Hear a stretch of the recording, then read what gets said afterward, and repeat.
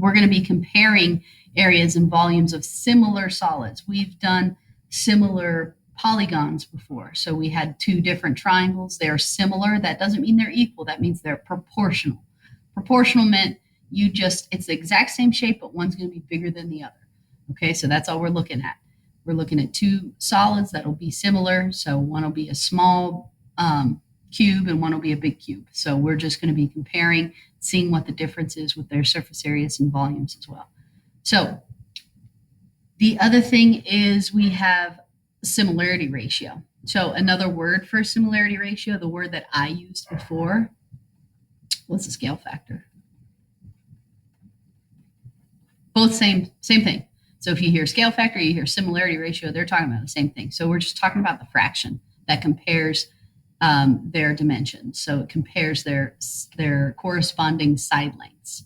So a little note in there, any two cubes are similar. A cube is actually when the length, width, and height are all the same. So if you had 2, 2, and 2, and then you had another bigger cube that's like 5, 5, and 5, the scale factor is 2/5. They're all the same size. So any two cubes are similar. And, any two spheres are similar because it's just a ball. So you're just going to have a ball with a radius and all the radii are the same. So if you have a ball that's 3 inches with a radius and then another ball with 6 inches as the radius, 3/6 is just going to give you a half. So all cubes are similar and all spheres are similar. I started this because this is the key point of today and tomorrow.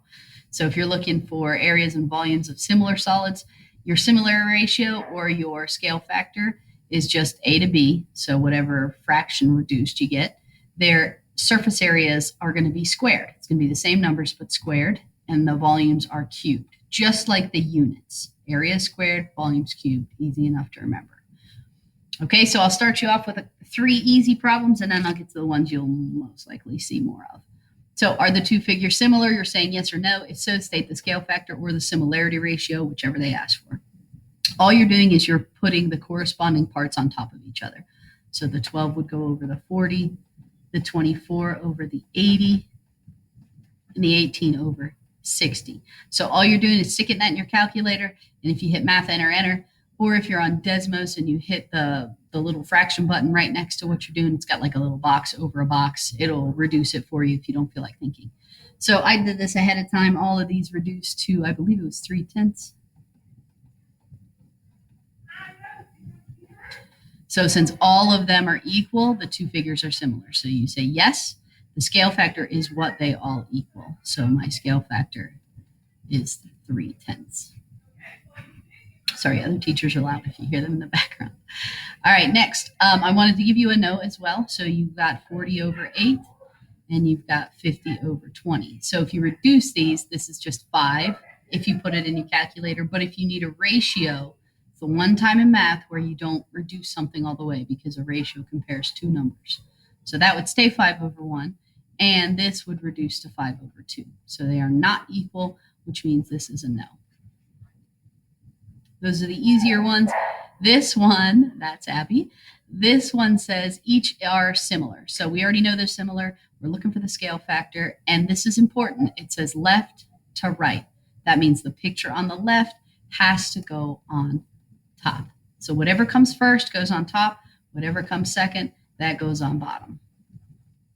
That's important. Sometimes they'll say figure A to B and they'll label them. It's not always left or right, but this one wants the left on top and the right on bottom. So you got your 200 over 160. You don't really need to do the 100 over 80 because it told me that they're already similar, but you can. If you reduce those, you're going to get 5/4. So there's your scale factor or your similarity ratio, whichever you're looking for. Then it says find the ratio of surface areas. So if I'm doing surface areas, that means I just have to square them. So if I just square both of those numbers, 25 over 16 is my surface area ratio. And if I cube them, that's going to give me my volume.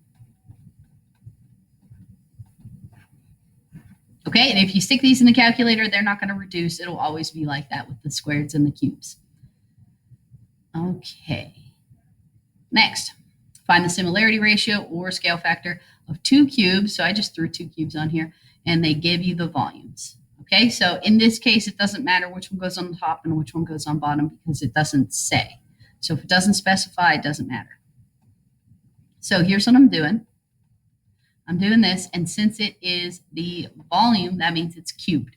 So to get the similarity ratio, I have to uncube it, which basically means take the cube root of it. Okay, I'm going to do the bottom and the top. So if you plug those in your calculator, and if you don't know where that is, in the calculators, you can go to math and then hit step 4. If you're looking for it on Desmos, you might have to pull up the scientific Desmos. I'm not sure if it's on the regular one. So the scientific, if you look up scientific Desmos, they'll definitely have the cube root on there.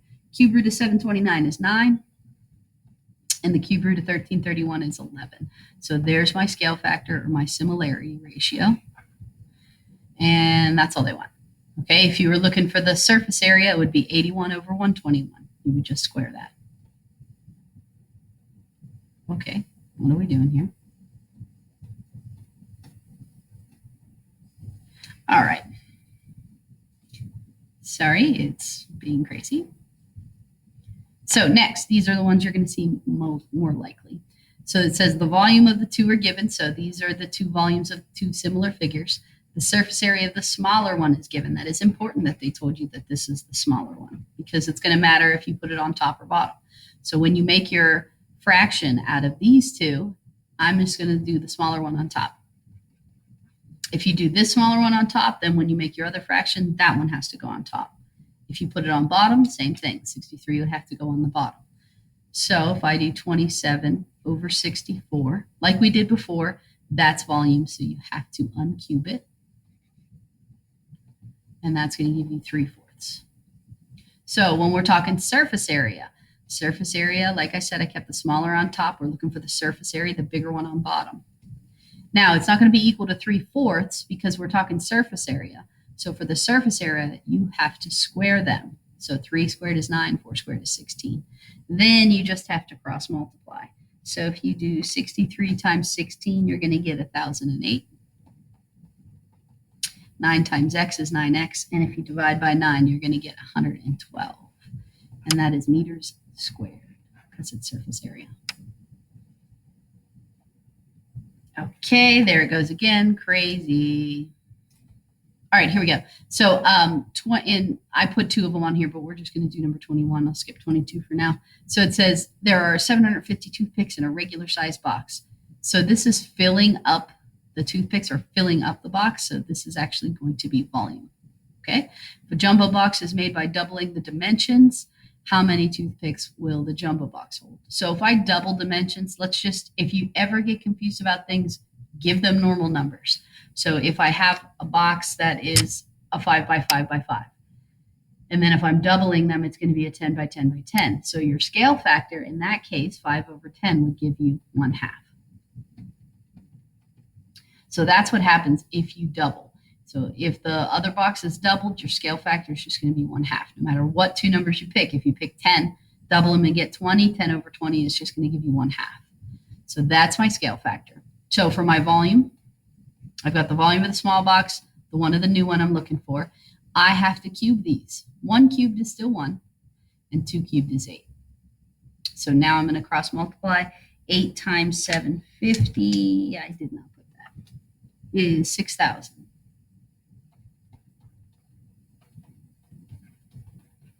So it's going to end up holding 6,000 toothpicks. Okay. This one, the reason why I don't want to do this one is because you've got a 4 by 6. So you've got a cylinder that's got a 4-inch diameter and a 6-inch height, and it holds a pound of oatmeal. Then it says how much oatmeal will a similar 10-inch high. So you would have the 6 compared to the 10, which would be 3/5. And they didn't give me the diameter of the other one. So they gave me the 4-inch diameter, and then I have to find the diameter of the little one. This is why I don't want to do it, is 20 divided by 3 is an ugly decimal. It's, so it's going to give you like 6.3 repeating. So I don't want to do that one. So you'd have to do that to find the diameter and then compare. But I've got other problems down here for us to go over. So, all right, now the volumes of 2 similar containers are, Okay, so we're talking about volume. It says the surface area of the smaller, so this is going to be our surface area, and it's smaller, so I'm going to keep whichever one I want on top.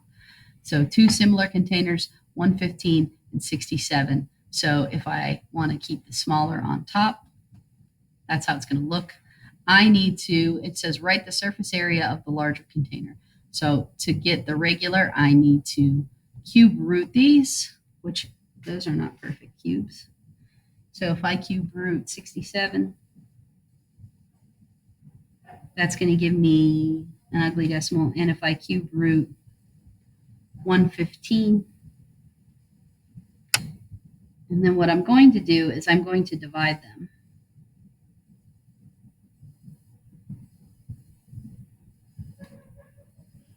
So I've got that, and then it says what's the surface area of the larger container. So in this case, I've got the 4.0615, and I've got the 4.8629. So these aren't real pretty. And even when I math enter them, they're not really changing for me. So it's just giving me a really big decimal. And then it just says what's the surface area of the larger container. So you just make sure that if I put the smaller one on top, I would be putting it equal to the same exact fraction. So it's equal to that, 46015 and 48629. Okay, so I'm going to times that by the 108. And then I'm going to divide it by the 4.06.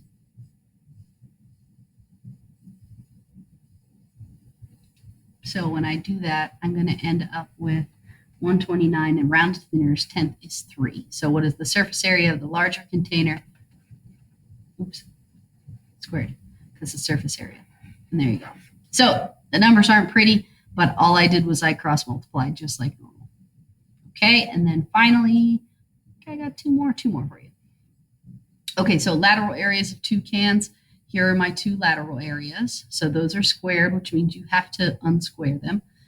I'm not going to mess with the lateral areas. So I've got cylinder. I didn't even write what lateral area is. So let's just call this surface areas, because I didn't even write the formula for lateral area down. So let's just call them surface area for now, for the sake of time. So I've got 1019 and 425, and I need to unsquare them. So that's how it's going to be. I've got the square root of the 1019. And I've got, which isn't nice, of course, square root of the 425. So it's going to be about 31.9218 and 20.6155.